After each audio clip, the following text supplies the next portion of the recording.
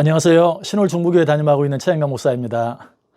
여러분이 드리는 기도가 모두 응답되어지기를 원하세요?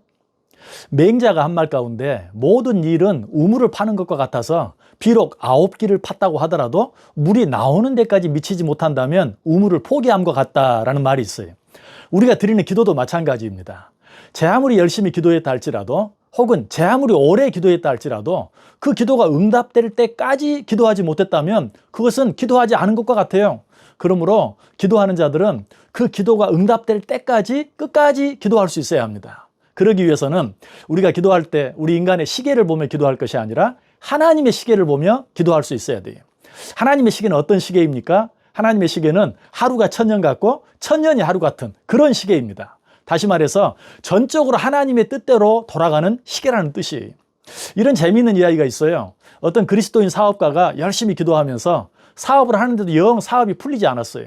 그래서 그는 하나님께 이렇게 기도합니다. 하나님, 당신에게는 천년도 하루 같지 않습니까? 그랬더니 하나님께서는 맞다. 나는 영원한 존재이니 내가 한 말이 맞다라고 말씀하시더랍니다. 그래서 이 사업가가 다시 물었어요. 그러면 하나님께는 1000만 원도 이론이나 다름이 없겠네요?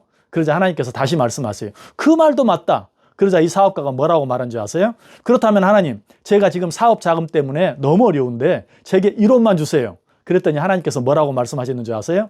내가 원한다면 줄 테니 하루만 기다려라고 하셨습니다. 하나님께서는 천년이 하루 같고 하루가 천년 같으니 그 하루가 1년이 될지 10년이 될지 아니면 100년이 될지 1000년이 될지 우리는 알 수가 없어요. 그러므로 천년이 하루 같고 하루가 천년 같은 하나님께 기도하는 자들은 마땅히 기다리고 또 기다릴 수 있어야 돼요. 시편 37편 7절은 말이에요. 여호와 앞에 잠잠하고 참고 기다리라. 기다릴 때 언제까지 기다려야 할까요? 끝까지 기다려야 합니다. 또 한 가지 의미 있는 이야기가 있어요. 이 이야기는 미국 캘리포니아에서 실제로 있었던 이야기인데요. 한 농부가 어떤 밭에 기름이 매장되어 있다는 사실을 알고 그 밭을 비싼 값에 샀어요. 그리고 그 밭을 파기 시작했습니다. 그런데 2년이나 팠는데도 기름은 나오지 않았어요. 실망한 이 농부는 그 밭을 헐값에 다른 사람에게 팔아버리고 말았습니다. 그 밭을 산 사람은 이전 주인이 기름을 발견하기 위해 지난 2년 동안이나 땅을 팠다는 말을 듣고 혹시나 하는 마음으로 그 밭을 다시 파기 시작했어요. 그런데 놀라운 일이 일어났습니다. 이틀에 걸쳐 약 2m 정도 더 파내려갔을 때 기름이 쏟아져 나오기 시작한 것이 기도가 바로 이와 같습니다. 우리가 기도하되 끝까지 기도하기만 하면 그 기도는 반드시 응답되어져요. 내가 드린 기도가 지금 바로 내 앞에서 응답되어지지 않았다고 해도 그 기도가 거절된 것이 아니. 성경은 분명히 말합니다. 무엇이든지 기도하고 구하는 것은 받은 줄로 믿으라. 그리하면 너희에게 그대로 되리라. 그렇습니다. 우리가 기도한 것은 반드시 응답되어집니다. 그 기도가 내 생전에 응답되어지지 않는다면 내가 죽은 후에라도 반드시 응답되어져요. 기도의 성자라고 불리는 조지 뮬러는 자기 평생을 통하여 구체적으로 기도 응답을 받았다고 생생하게 기억할 수 있는 사건만 무려 5만 가지라고 합니다. 그런데 그가 가장 시간을 많이 들여서 한 기도 제목이 한 가지 있었어요. 그것은 자기가 어렸을 때부터 같이 삶을 나누었던 5 친구의 구원 문제였어요. 뮬러는 5명의 친구들을 위해 오랜 시간 동안 계속해서 기도했어요. 기도하기 시작한 후 3 친구는 예수를 믿고 구원을 받았지만 다른 2 친구는 끝까지 믿지 않았어요. 뮬러는 이 2 친구를 위해 얼마나 기도를 했는지 물어 52년 동안이나 그들의 구원을 위해서 기도했지만 헛수고했어요. 이제 노년이 되어 병석에 누운 조지 뮬러는 서서히 자기 인생의 마지막 날이 다가오는 것을 느끼고 어느 날 그는 마지막으로 남은 힘을 가지고 그의 사랑하는 교회에서 마지막으로 설교하기를 간청했습니다.